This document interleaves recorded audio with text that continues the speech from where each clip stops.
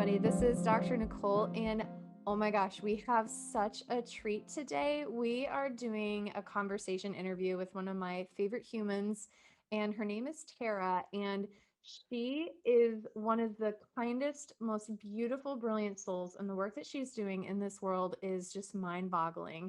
And I want to read to you just really quickly from her bio so you could get just a snapshot of the cool stuff that we're doing.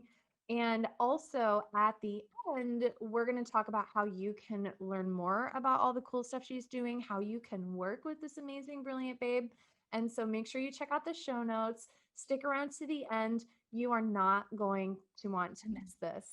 And so Tara began building organizations when she was 18, while in college at Arizona State University.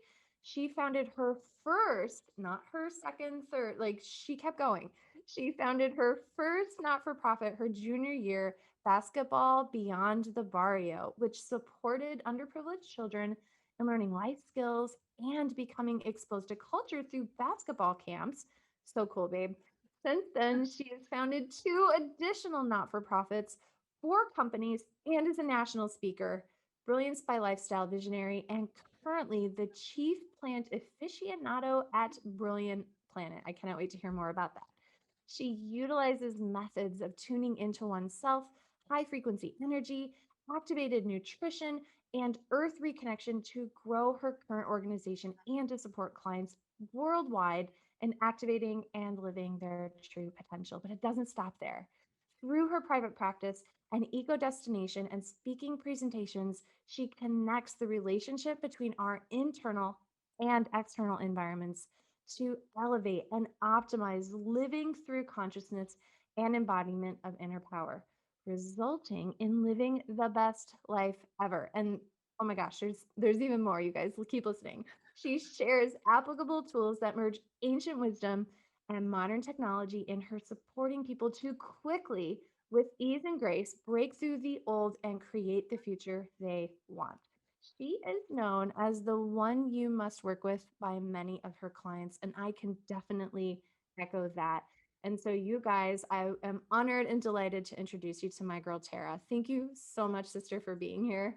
Oh my gosh, such a pleasure. Hey, you guys, I'm so happy to be chatting with you today.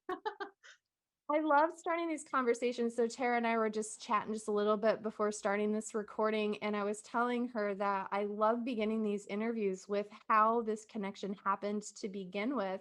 And I was thinking it was sooner because I feel like I've known you for most of my adult life, but you were telling me it was 2014.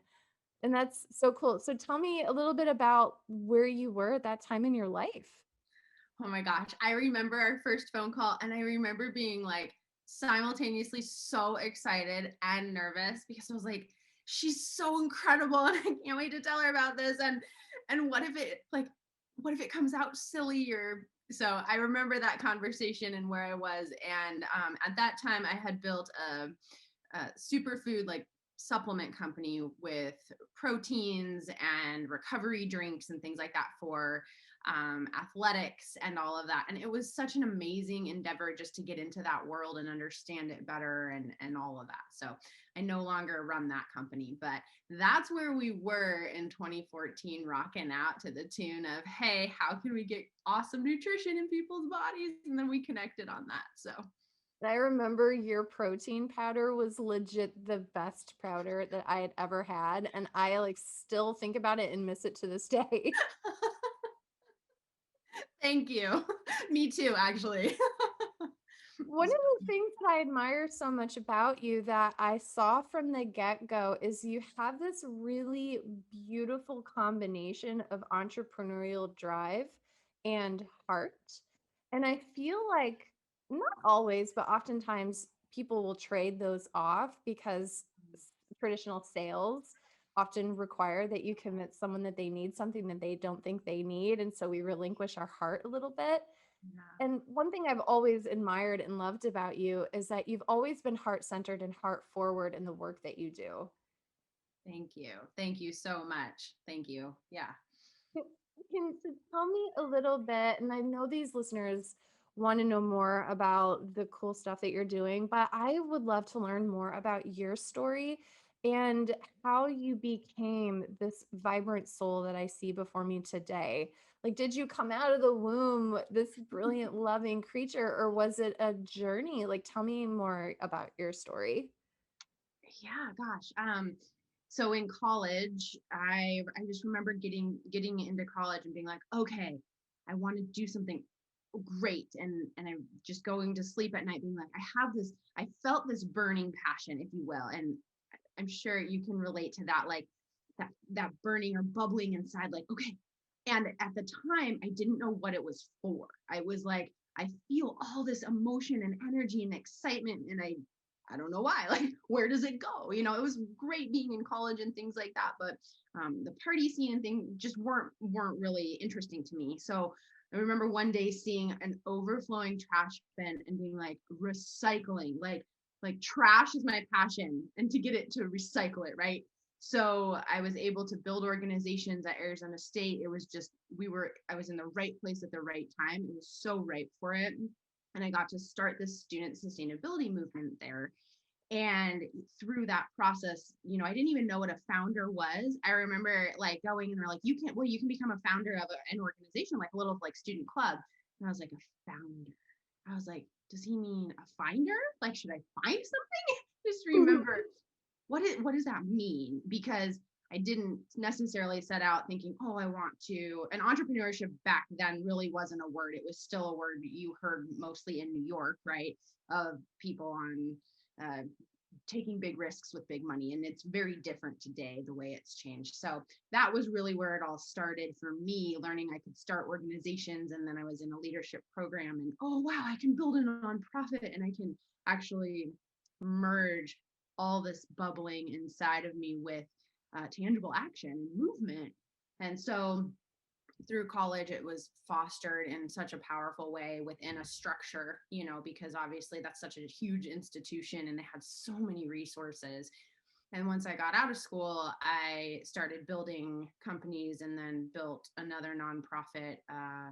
Probably 5 years after that. And, it's interesting once you're out of a huge space like an institution with all the resources that are sprinkled around you, it's like, oh, okay, like, how do I do this? How does this happen? And so that really propelled me into really a decade long journey, all through my 20s of, okay, how do we stay heart centered, not get lost, and do it right and become successful, and and integrating and weaving that. And the path was fascinating and really challenging and really inspiring, and it was able to help me shape that unshakable internal understanding of who I am and what I believe in. I was just having a conversation the other day with somebody, and they're like, well, because they're younger, and they're like, well, I don't know, I don't really like talking about things I don't believe in, or like people just get so up in arms. And there's a lot of things, now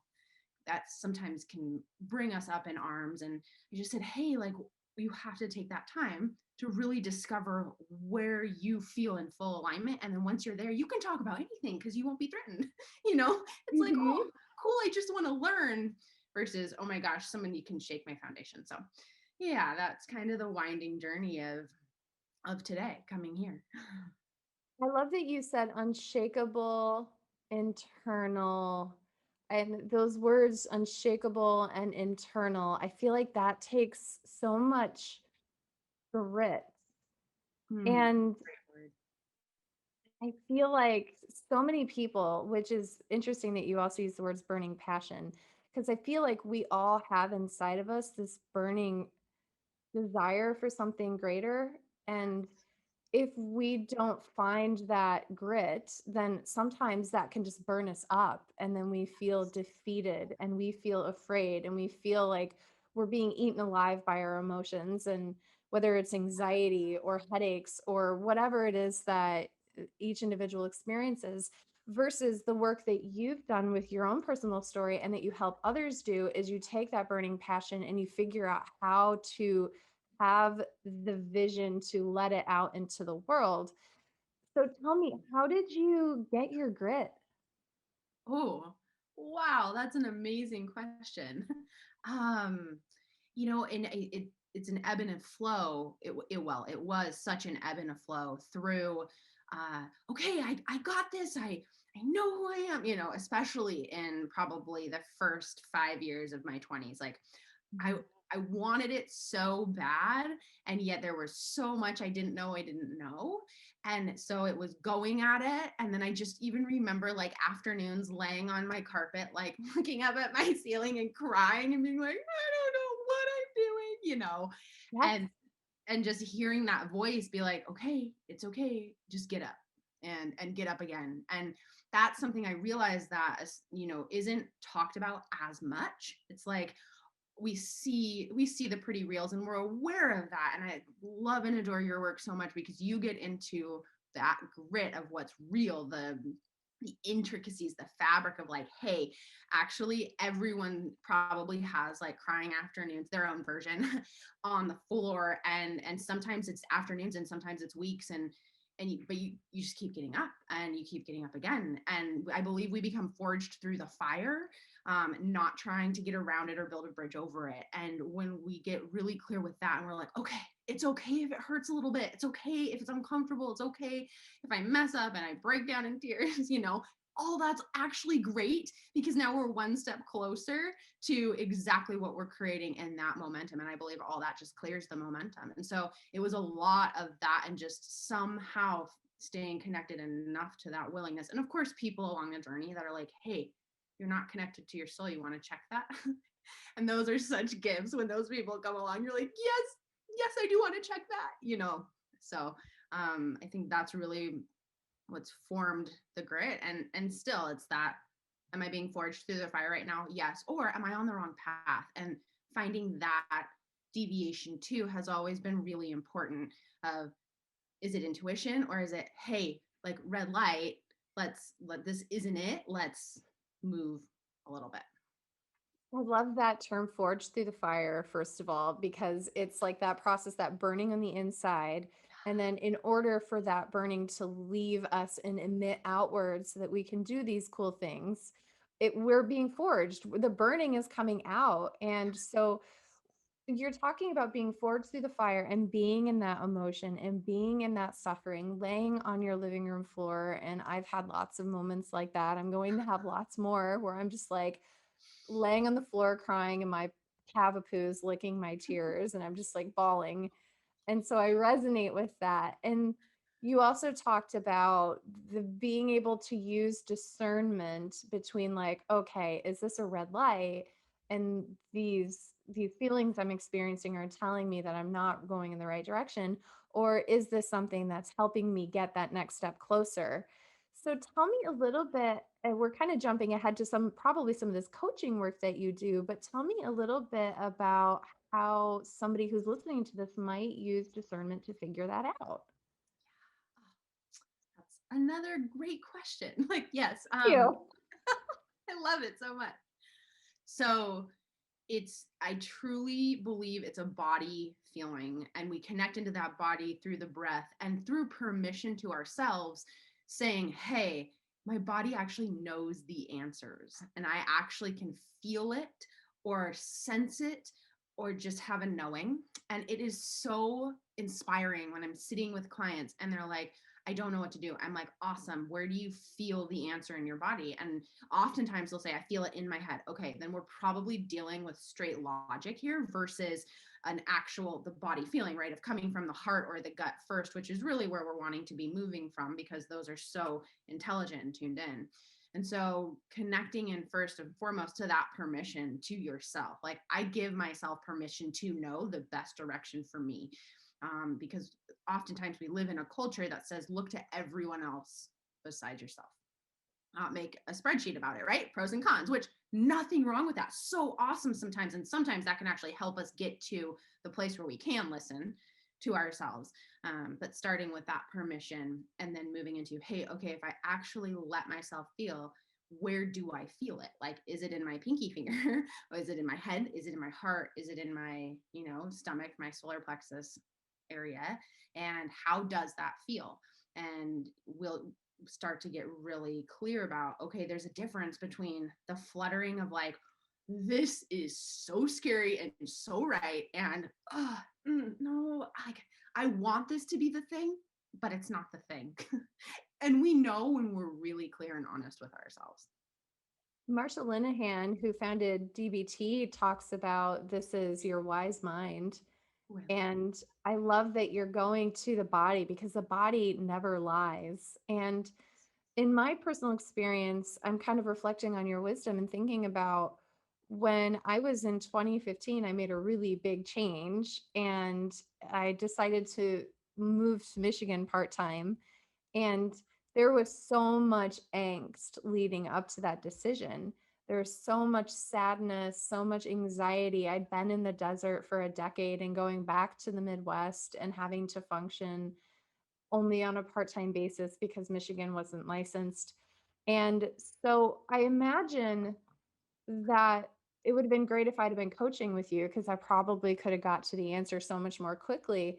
But I imagine for a lot of people, which was my story, is that going into the body can be so terrifying because when I was in that space, my body was anxious. My body was in turmoil because I wasn't listening. And Mm, so it was amplifying and getting louder and louder. And then just stopping and going into that place felt so very scary. And one of the questions that I've been asked a lot, and I would love to hear what you think, is what if I go into my body? What if I ask my wise mind? What if I look for the wisdom in my pinky finger or wherever it is? But it's so big and so tumultuous that I can't get out. Like the grief is so big, it's like a waterfall that never ends. What do you do for those people who are terrified to go into their bodies? yeah. That's so big. And the other way that I heard it, so I'm gonna actually answer that first and then we'll go here, which is if Mhm. it's so big, if their answer is so big, almost like your answer was so big, right? Like, Yes. oh, I don't think I want to go there because somewhere in me I already know the answer. It's like massive and I'm not ready for that. Mhm. So just to address that is and you don't have to be. You can be willing to hear it and then do nothing in the moment, right? Doing nothing long term won't work because once you know your alignment, right? So I would just put that there. So put a pin in that because I think Love sometimes it. it's like if I'm honest, then I have to do something instantly. You know, sometimes it's like getting out of a relationship or getting into a relationship, moving, shifting your practice, whatever. And it's like nothing right now. Just can we be honest with ourselves?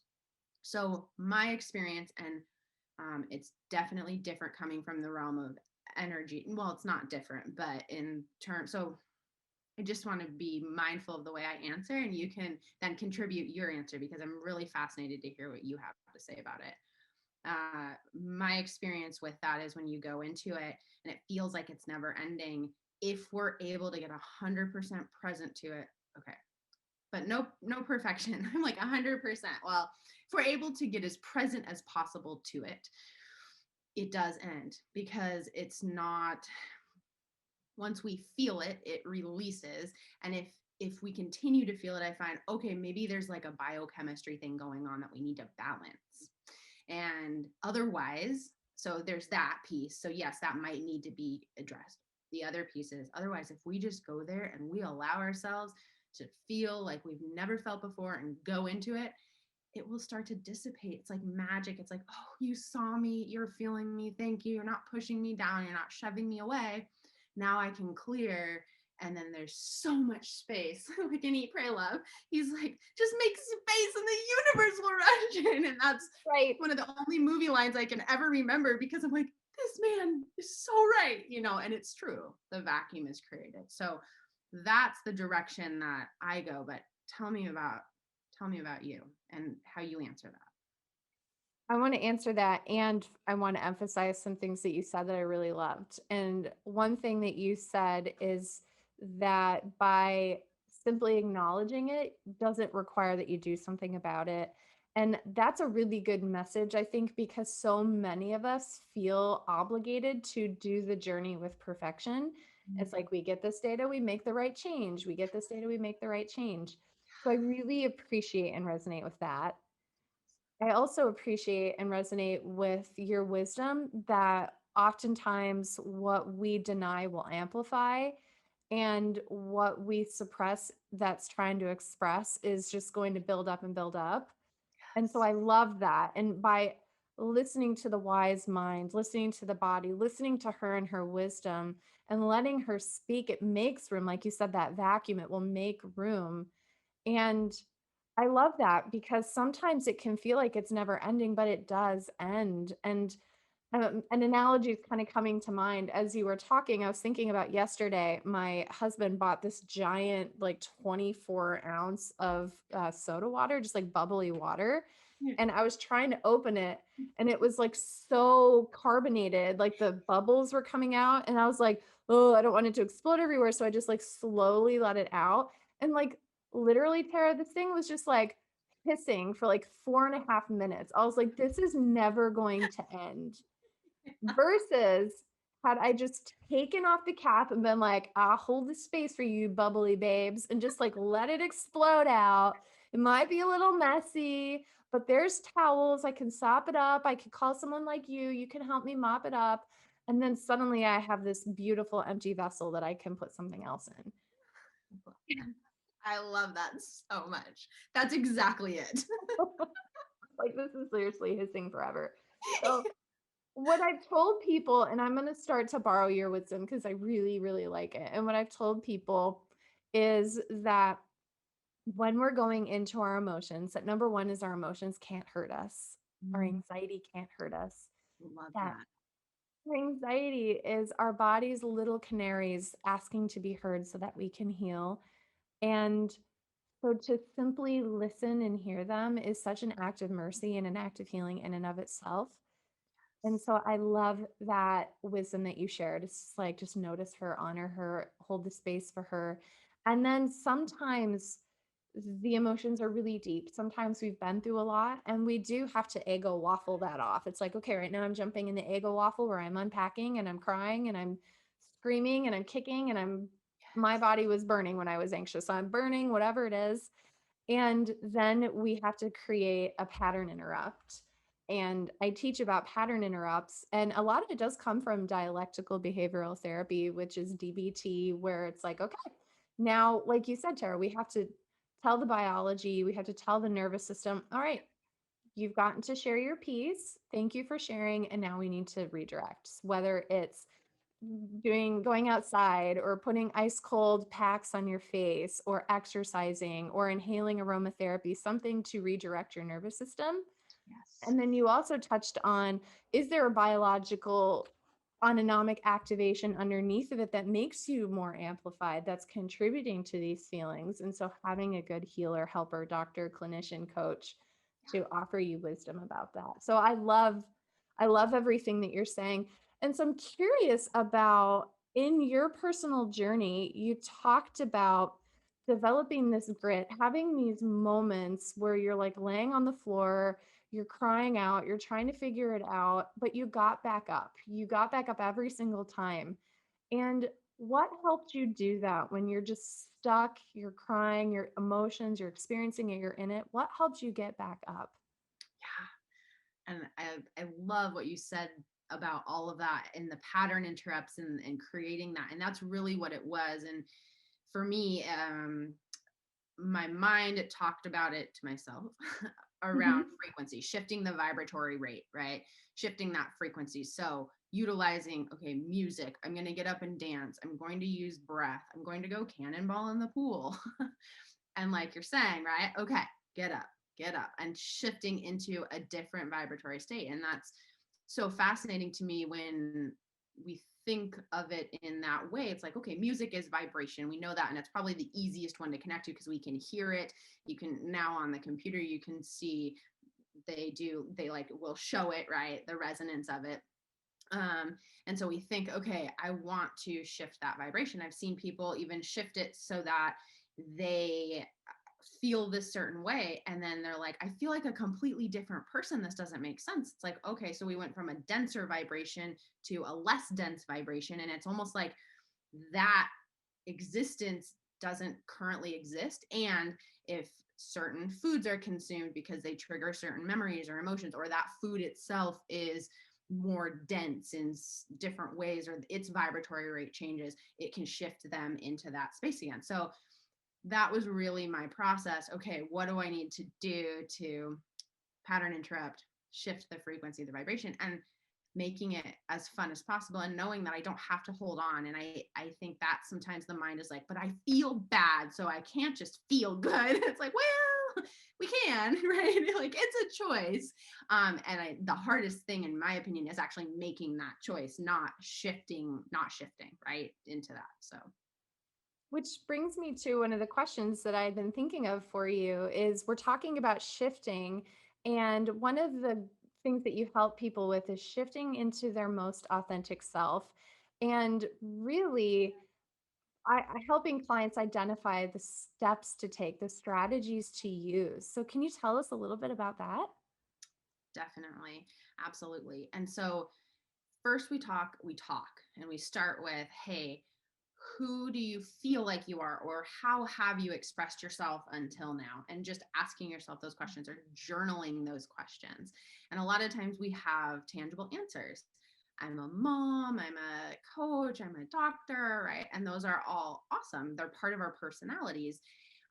And then we continue on that journey of, okay, so what would it feel like to be consciousness? So what would it feel like to breathe the breath that we're experiencing, or think the thoughts we're thinking without identifying?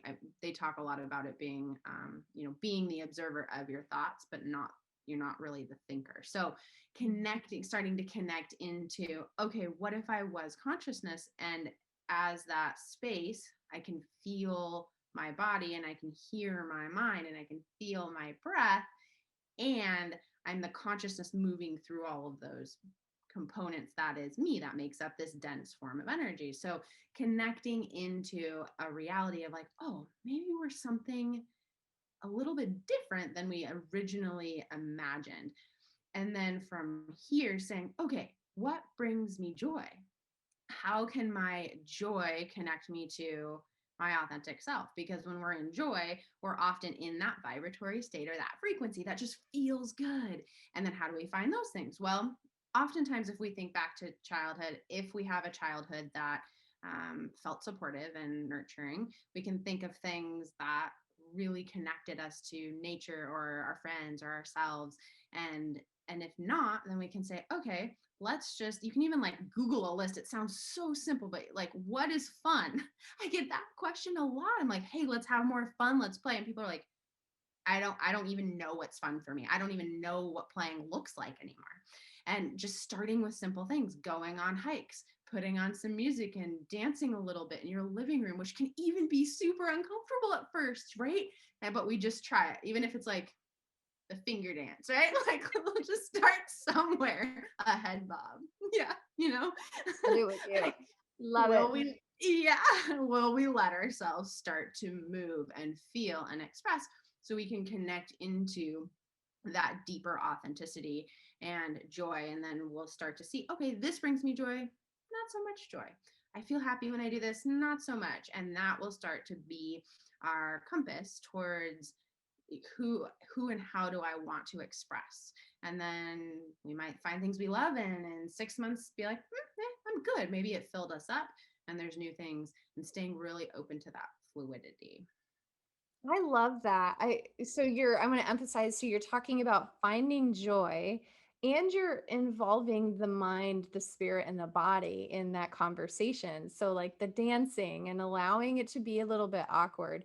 The other thing that I love that you said is like looking back and looking at your biography and seeing if there was a moment when you were able to like look at that fire inside of you. And one of the ways that I like to frame that is, who were you before the world told you who you were? Yes. And so it's like finding your authentic self might require that we scrape away at the layers. It's like if you have a house that's been painted on the inside hundreds of times over the hundreds of years, you're scraping away each layer to find out what your core layer is. Yes. Oh, that's amazing.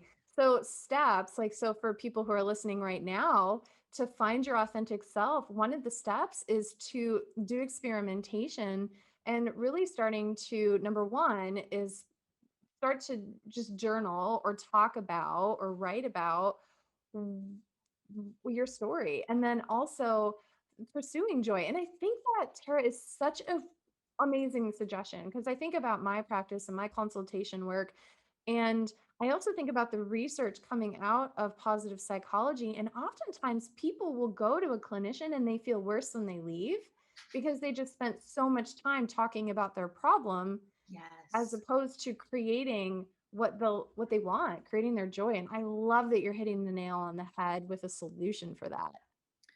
I love that. And to that point, I would be so interested to hear, how you direct people just in that. So I worked alongside of trauma therapists for 2.5 years doing breathwork and energy work with their clients. And that was spectacularly humbling and incredible work. And so it was fascinating with, okay, how how much do we need to go into the past, the story, the experience, and how often do we not at all need to do that, right? So it's like it's this dance, and I don't have a specific answer. I think it's different for everybody. I've seen people come into my office for energy work, and with between the breathing, the energy movement, the dislodging of the memory in the cells, etc., the process, we didn't really do much talking at all, and they found a totally revolutionary experience where other people seem to want to talk more. And so it's really fascinating to me, because you have some healers that are like, you don't need to talk about it ever again at all. And I'm not totally sure I jive with that completely. I think there can be a lot of value in maybe getting it out and then committing not to retelling that story, rewriting your story. So what are your thoughts? I So the interesting thing is I've been thinking a lot about this, and this is kind of an unexpected turn in this conversation. I love this. And when we started, if we look at the history of clinical psychology, we started with a very heavy behaviorism type focus. Well, Ish. actually, we started with Freud, and then that was psychoanalysis, and then psychodrama, and then we had Jung coming out of that. And I'm trained in Jungian analysis and like looking at dreams and looking at your family and your history. But then really what predominated is the work of Beck and Ellis, and more of like a behavioristic CBT kind of logical, like you had this experience, let's talk it to death, and then let's tell you why your interpretation was wrong and make you more logical. And then suddenly, this brilliant star in the trauma world named Francine Shapiro came out and started talking about the research into her theory called EMDR, eye movement desensitization and reprocessing. Yes. And the cool thing about EMDR is that you don't even have to talk while doing the processing. It's very somatic. And Yes.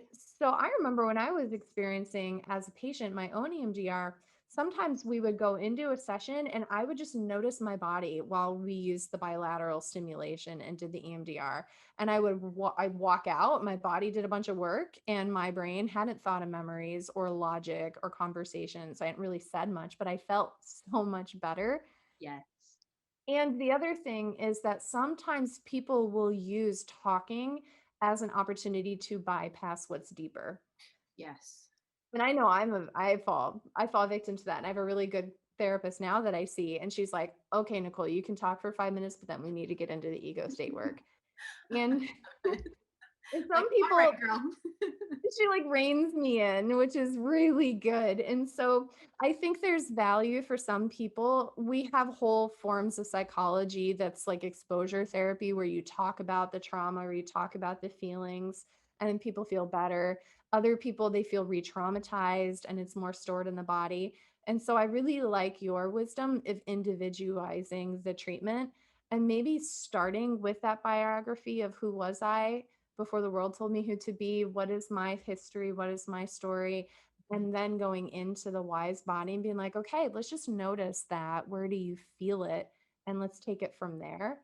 And Yes. I feel like as a clinician, you're taking a back seat and letting the patient drive a little bit more. Yes. Yes. I love that. That's fascinating. Yes. So we're celebrating finding our true selves, finding our soul, finding that vibration. And so one of the things that I was really excited to ask you about is work that you do is okay, part of being a human is being in life with other humans. And as women, finding our she tribe. In fact, there's this research study that was done where they talked about how having women friends is linked to longevity. So, women who have girlfriends will live longer, women who have sisters will live longer, women who are in community with women live longer, men who have women in their lives will live longer. They did not find that having man companions made us live longer. And so Interesting. I know, and that could be like a whole other podcast that we do, but Yeah. there's a lot of research, there's a lot of old wisdom on how women need other women, but also women can be really hard on other women. And so it's all about finding your tribe. And so I wanted to move on to that topic. And so tell me about how you came to the understanding that we need to find our tribe. Tell me about your experience with them. Absolutely. So I grew up with a family member, we'll just put that there, who had a lot of jealousy, Mhm. especially towards women. So by the time I was probably 18, 19, my paradigm was you judge women and you judge them harshly. You judge their success, you judge their looks, you judge. And I remember one day being like, oh, this is gross. I feel dirty, you know? And I Mhm. remember seeing this woman and she was stunning to me, like just beaming and glowing. And I don't know her or her story, never spoke to her, but I remember she just walked by with this elegance and this poise. And I was like, like, wow, okay, her. I would love to be like her when I'm older. I would love to know people like her. Okay. And it sparked this internal dialogue of I I am choosing out of this realm and paradigm of jealousy, which is so prevalent today, naturally, because we're taught to compete with each other on so many subconscious in so many subconscious ways. And then I remember it showed back up for me in like when I was like 22 and I was dating this guy and this woman walked across the crosswalk and the guy I was dating was like staring at her. I was like, could you just not do that while you're with me? And he's like, no, I will do that, but you have nothing to worry about. And you need to be confident in who you are. And I love you and I'm with you. And she's beautiful. So can we just get on the same page? And I was like, shocked, right? I was like, Wow. actually, yeah. I was like, actually, yeah, we can. Totally. You know, he wasn't being rude. He wasn't being gross about it. He was just admiring her beauty. And I was like, I can do that too. And so after that, around 23, I founded a little group called the Elegant Warrior and bringing women together into a tribe. And I wrote out a code of sisterhood and just deeply in my own heart and soul and sharing with these women connected into this promise of I will always have your back, whether I know you or I don't.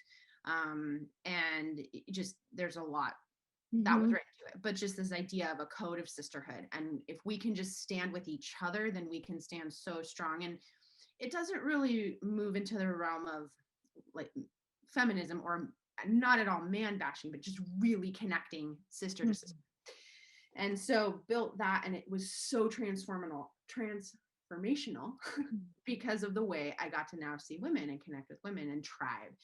And so choosing into and opting into that way of being and thinking I'm just going to love women as much as possible, and every time I see one, if I can genuinely compliment them on something, I'm going to do it. And just finding that, and it really shifted my way of being. And then it helped a lot of my clients over the years just say, hey, like, if we are willing to fully shine as we are, first we're going to obviously connect to the people who shine like us, and Mhm. we're going to be able to raise up the other people who are stuck in different mindsets. So that was how I sort of came into that space of just fierce sisterhood and then tribe building, because it changes us, like just like you said, it really changes us. So if somebody wants to build their tribe. So they're listening to this interview and they're like, "Oh my gosh, that sounds amazing. Tara could do it. I can do it too." how can someone get started? What's the first step? So the very first thing I would say, watch what piques your interest. So if you're on social media or you're watching or listening to something, and especially if you're feeling a little twingy with like jealousy or judginess, like, okay, actually, maybe those are the people that I want to connect with and be around, but maybe I don't feel good enough to. So just check that in our minds and start noting it. Okay, it's the people who are out in nature, hiking, camping, doing these things. Oh, it's the people who are really into fashion, whatever that is. So starting to just take that note, okay, who would I like it to be? And then the second thing I would say is really starting to connect to your body and your joy so you get to express as you, and you actually get to feel like when you start meeting these people, you're bringing you, not a version of you that you think is more acceptable, because who you are fully is the most acceptable, because that's how you connect with your tribe. So those are the first two things I would definitely recommend. And then reach out, meetup groups, very tangible, right? Meetup or Facebook or what's going on in your area or online right now. Um, and the minute I find we really dial into that intention and decide, okay, I'm building the tribe, it just starts to unfold for us. So we just have to pick up the cues and run with it. I love that you said who you are truly is the most acceptable and showing up in your most authentic way and your most authentic vibration, and how that can impact who you're drawing into your life. And I also really, you are just so wise. You're so good. This is like the interview for me. This is what I needed to hear, is that if you have a reaction to somebody and like, oh my gosh, I really admire her, but like, oh, I kind of want to just like stick it to her because she's so perfect and beautiful and amazing, is that is an opportunity to grow as a woman, to grow in oneself, and to see what it is about that experience that allows us to transform. And I found that actually some of my favorite women are people with whom I had that initial response. And so it's really neat to hear you validate that, because I find that it's exactly that. And there's a woman coming to mind who I vacillate between being really envious of and feeling a little bit inferior to, and just like loving to pieces and admiring. And so it's this like interesting dance. And so being intentional, I'm kind of thinking out loud as I say this, it's like being intentional to be like, okay, so what's coming up? What part of myself is asking to be heard?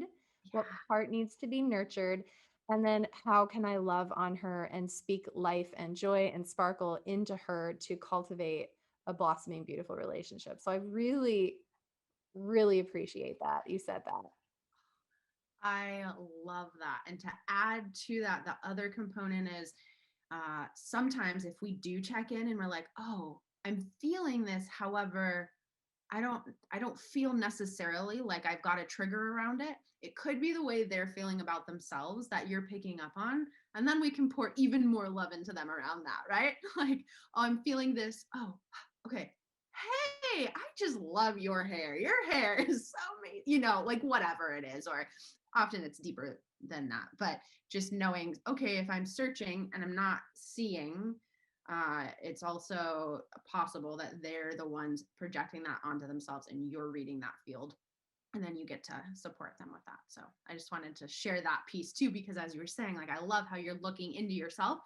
Sometimes though it's like I can't get in there deep enough to find where it is. It's like, oh well, it's actually not mine. I'm reading it. Okay, cool, now I can take the other actions to support this person in that way. That's amazing. I love that, because sometimes we can dig and dig and dig, and it's the other person. And so I think that's really nice, is to relinquish the responsibility of making every relationship work, is that it's not all about me. Oh, that's awesome.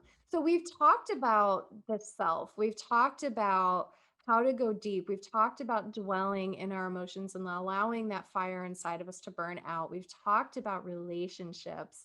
And the thing that I love that you've done is within your existence is you've managed to send that fire out into so many different things.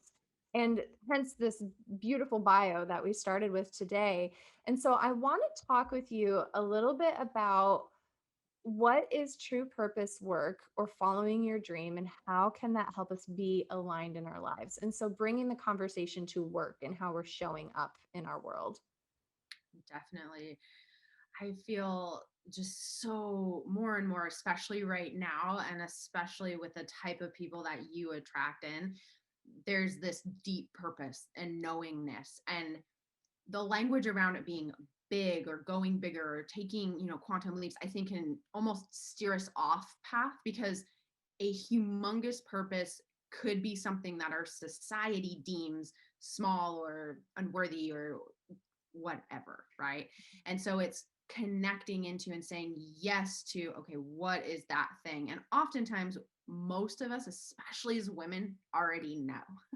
Like, Mm. we know what that is if we just, again, coming back to that permission, allow ourselves to fully be that and feel that.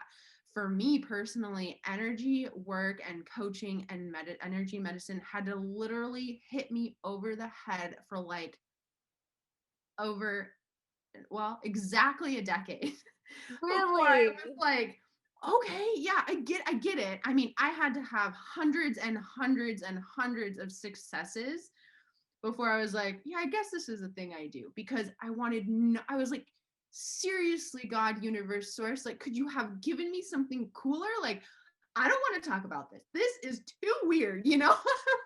I can't tell people what I do. No, no, no.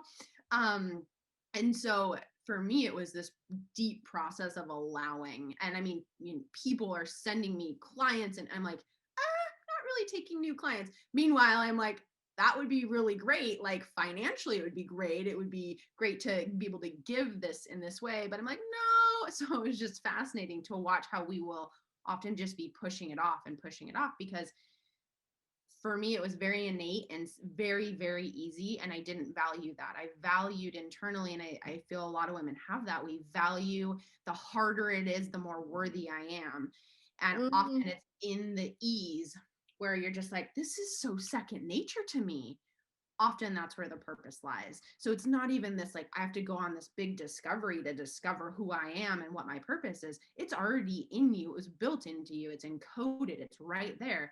It's just saying, okay, all right, I'm ready. Okay, I'm at least ready to hear about it, right? Going back to what we said, we don't have to do anything about it, but connecting to that, because then as we let that out, that fire comes out instead of implodes. We get to shine who we really are, connect to our people, be role models for the next generation. I don't have children myself, but I'm an aunt to like probably over 100 kids, because I have my nonprofit and kids come all the time. And my question to myself is always, am like, if this 10-year-old were to know my deepest secrets, could I still be proud to be with them? And I don't tell 10-year-olds my deepest secrets, but just that point of, am I rock solid in who I am and how I'm showing up? And do I feel comfortable enough with that to be the kind of role model and woman I want to be for a growing generation who's looking for solidarity and strength and guidance in how to become themselves and be themselves? So really connecting in and allowing yourself to know it's encoded in who you are. Your purpose is super critical, whatever it is, and say yes. And the thing that's the easiest and most flowy and fun and brings you joy and kind of freaks you out, that's where all signs lead home. Right here, right? All signs lead. So journaling on it, asking yourself the question, if I could do anything, what am I doing? If what's my purpose? How can I share this with the world? Who can I talk to about it? Um, those types of things, and ask. That would be my other biggest thing. Start asking other people you admire who are doing their thing Mm. how they connected to it, and then Mhm. how they see you, right? How do you see me? What am I good at? And those are so important to ask, because sometimes we're like, well, I don't know. Like, I'm not really good at anything. In reality, you're like the best chef ever, you're the best writer ever, you're the best snuggler ever with your kids. You can tuck kids in like nobody's business, and maybe people have a hard time getting their kids to sleep. It's like whatever that is. So And I like that you said just because it is easy for you doesn't mean it's less valuable. And that's good for me to hear because I love to study the Enneagram. The Enneagram is, for those who haven't heard of it, it's so the Myers-Briggs type indicator is this test we give to students in high schools. And it's where the introversion, extroversion, those kinds of things came from. The Enneagram is intended to be a companion to the Myers-Briggs. And what it does is it looks at the way that we adapt to stress and trauma in our life. And so I love to look at the Enneagram, and my Enneagram type is a 3, which is the achiever. And the achiever often feels like their value comes from what they do and achieve, right? And so my particular flavor of Enneagram 3 achieverness is that if it's easy, then it's probably not valuable or unique and everybody else can do it. And so I keep looking to make it more and more complicated. Like I have an anxiety freedom course. And when I was writing the course content, I was like on a slip and slide going straight off of a cliff into, like, I was trying to teach people like the epigenetics of trauma and how to change gene expression when like people probably just wanted to know if rhodiola helps anxiety, you know? And so I really appreciate you saying that I can it's relate so much. you're so maybe you're like got a little bit of 3 in you too, and yeah. And so I feel like what you're talking about is like just find what makes you sparkle. Ask other people if you don't know, do experiments, and it's not necessarily better if it's harder. It's probably more enjoyable for you if it's a little bit easy because then you can just have fun with it and be in flow. And I wanted to add that there's a Japanese technique that people can use. It's called ikagai. Are you familiar with that? No. Ikagai is about finding your soul's purpose, your life purpose, and they break it down into 3 components. And one is, what are you good at? The second is, what are you passionate about? And the third is, what the world values enough to pay you for. Oh, I love that. I've heard of something similar, but I didn't know it was Japanese. That's cool. It's so nice because a lot of young people who are trying to find themselves right now are they're only in one of those Venn diagram cubes. We want to look at the intersection of all 3 of those, and they're just pursuing their passion. And then Yes. they're feeling frustrated because they're trying to make their passion into something that pays the bills. And then suddenly it's a responsibility and a job and it's paying the bills and it's not fun anymore. And Yes. so by creating an intersection where we can look at what are you good at, what are you passionate about, and what will the world pay you to do, I think that in conjunction with doing that inner work that you're talking about, because if you're in your most authentic vibration in a community of people who can mirror back your true self to you, you're going to be able to more easily answer those questions as opposed to if you're on a stressed treadmill or a slip and slide going off a cliff. Yeah. Absolutely. I love that. We'll have to definitely include those questions. So tell me what you're most passionate about right now. So we're talking about passion, we're talking about creation, we're talking about being a 3 on the Enneagram. And so tell me, what are you doing right now? What are you the most passionate about right now in your life? Yes. Gosh, the most passionate about. I've got some ties for first, but um, you know, the thing I'm overall most passionate about day in and day out is supporting people in coming home to themselves and discovering just how incredibly powerful they are when we live from the inside out. And that's so having a variety of mediums to support people in doing that. And I believe the physical body is one of those really important gateways to activating genius. And we can do that through food. And so currently I'm doing my nonprofit full time where I have a 1 acre eco destination here in Mesa, Arizona. We've so far planted about 37 fruit trees and done about 1,000 square feet of raised garden beds. And we have some aeroponic growing going. And we're developing that out as a means to support people to reconnect to themselves and nature and each other through the magic, and then bringing that really high vibrational delicious food into the body to help activate that genius, which gives us more ideas and more clarity and more excitement, because when the vessel's clear, woo, we right, like we are on that excitement. So this is my way to support the community, bring people together. I have a girl garden society where just women come together to sit out in the garden and just talk and connect and be with each other and be really real and authentic.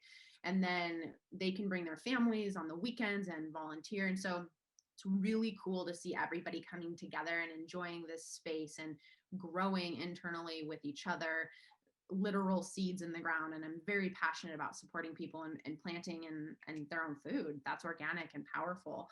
And then being able to tie that into my practice. And when I take new clients, oftentimes they'll end up there as well because it's really fun for them to integrate all of that. So right now, my clear focus is on that. And then I have a mastermind of women called Tune Into Your Impact, and women building their businesses. And we do it through the lens of tuning into yourself, gaining that clarity, and then utilizing that to build your brand and shine out there and really get your ideal connections with clients and things like that. So I've got both of those going on and super passionate about both, just in different ways, obviously. Mhm. So, yep.